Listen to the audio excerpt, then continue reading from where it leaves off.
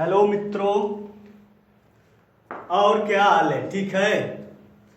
चलिए आज जो है हम संधि का तीसरा भाग लेकर आए हैं, जो कि या आज हम पढ़ेंगे यण संधि। क्या है यण संधि? यण संधि इसका सूत्र होता है इकोणयछि। क्या होता है?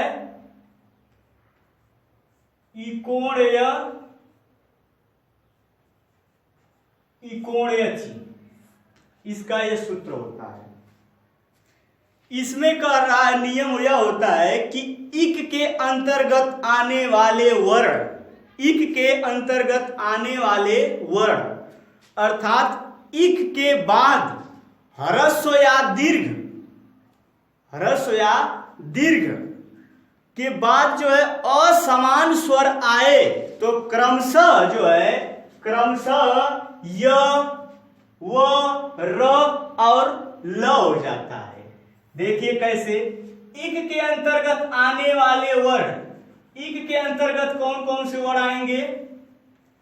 ई, उ, री और लृ आता है इक के अंतर्गत। तो कह रहा है कि यदि इक के अंतर्गत, इक का मतलब जो है इक के अंतर्गत आने वाले वर्ण, तो अर्थात ह्रस्व या दीर्घ ई या बड़ी ई, उ या बड़ा उ, ठीक, और फिर री, बड़ी री और लृ, ठीक, के बाद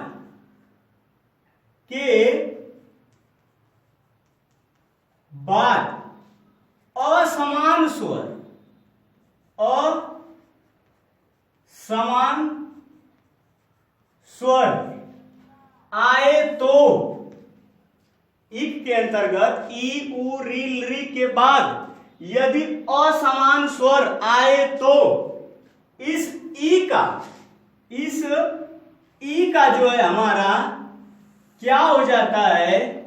ई का हमारा य हो जाता है। क्या हो जाता है? य। उ का जो है, उ का हमारा वो हो जाएगा। क्या हो जाएगा? वो। इस री का जो है हमारा, री का क्या होगा? र होगा। और लृ का क्या होगा हमारा? लृ का होगा ल। ये याद रखिएगा।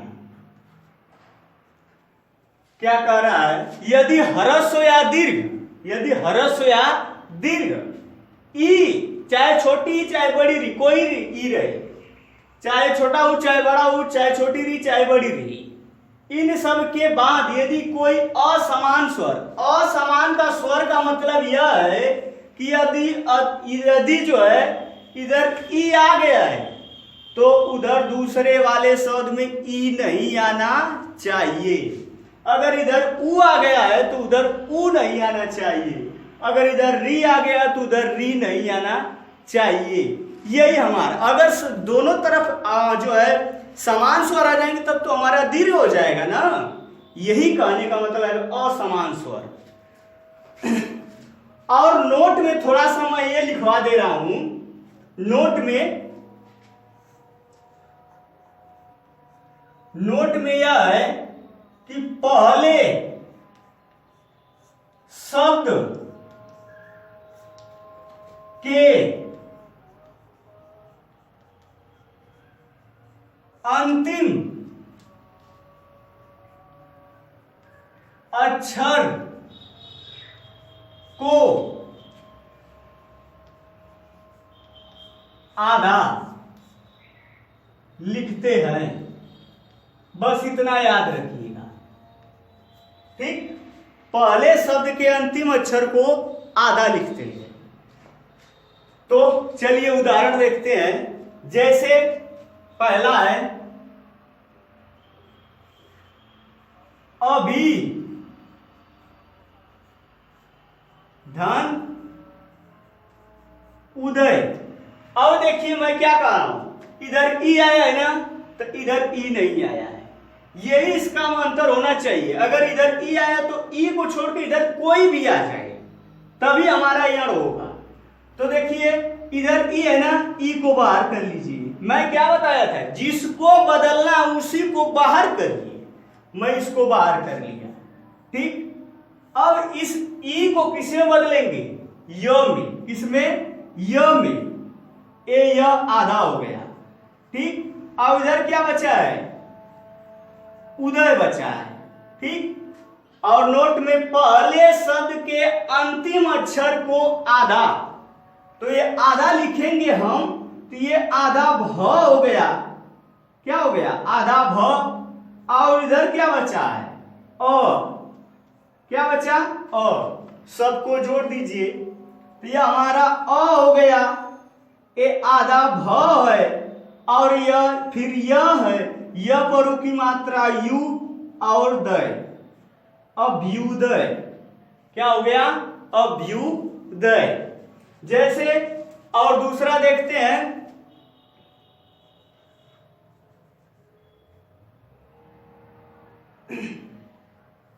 इति धन आदि। अब देखिए इधर ई आया है ना, तो इधर ई नहीं आया है, ये इसमें होना चाहिए। तो ई है तो ई को बाहर कर लीजिए, ई को बाहर कर लिए, तो इस ई को हम किसमें बदलेंगे, य में। किसमें बदलेंगे, य में।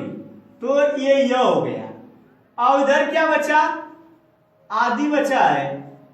क्या बचा है, आदि। और मैं क्या कहा था, पहले शब्द के अंतिम अक्षर को आधा, ये हो गया हमारा आधा त। और इधर क्या बचा है, ई। जोड़िए, ये हो गया ई, ए आधा त, ए आधा, या इसमें दो आ, एक हो गया तो इस हलन को हटा दिया, और आदि इत्यादि। क्या हो गया, इत्यादि। जैसे मधुधन अरि, मधुधन अरि कर लेते हैं, मधुधन अरि, अरि। अब इधर क्या है, उ है ना, तो इधर उ के बाद जो है उ नहीं आया, दूसरा असमान स्वर आया ना, तो इस उ को बाहर कर लीजिए, उ को बाहर कर लिए, ठीक।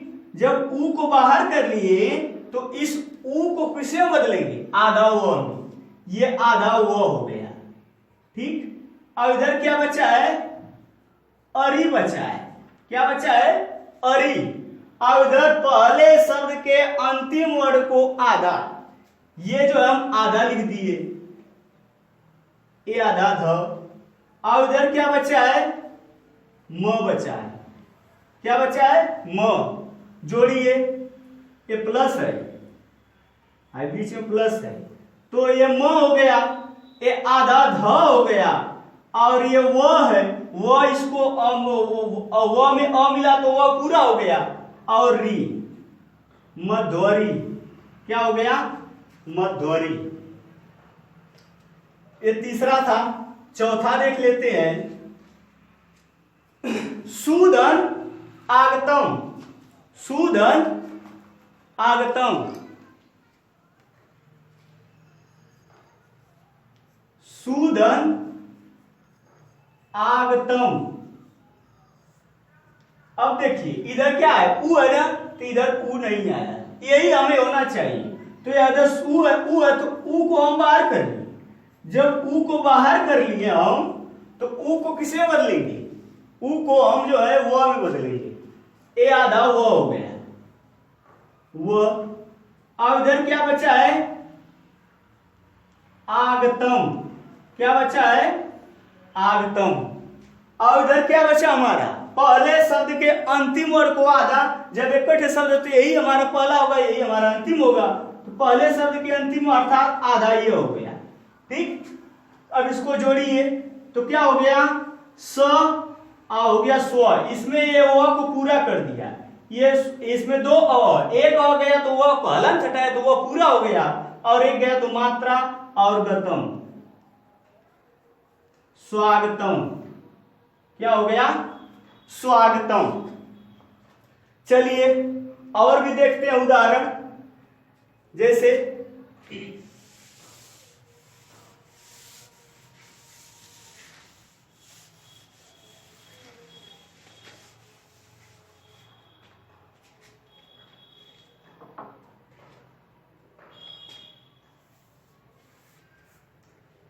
री का उदाहरण देखते हैं। जैसे री का पितृधन आज्ञा,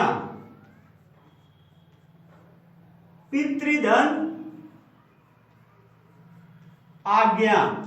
ठीक, अब इधर देखिए री है, री के बाद हमारा क्या है? री नहीं आया है, तभी हमारा यह होगा। इस री को बाहर कर लीजिए। ठीक, री को बाहर कर लिए, री को किससे बदलेंगे? र में। ये हो गया आधा र में। अब इधर क्या है? आज्ञा। अब इधर क्या बचा है? पहले शब्द के अंतिम वर्ड को आधा, ए आधा त हो गया। अब इधर क्या बचा? पी बचा, पी बचा। ठीक, इसको अब जोड़िए, ए पी हो, ठीक, और ये आधा त है, ये आधा र है, आधा र है। एक इसको गया तो इसको पूरा किया, त्र हो गया, पित्र। एक अ गया तो इसको मात्रा दिया, पित्राज्ञा। क्या हो गया? पित्राज्ञा। अगला उदाहरण देखते हैं। पिता की आज्ञा तो हो गई, माता की भी आज्ञा जरूरी है। तो मातृ, मातृधन आज्ञा। इधर क्या री है? री को बाहर करिए, और री को किसमें? र में। ये आधा र है। अब इधर क्या है? आज्ञा। अब इधर क्या है? पहले शब्द के अंतिम वर्ड को आधा, ये आधा त हो गया। और इधर क्या बचा? मां है।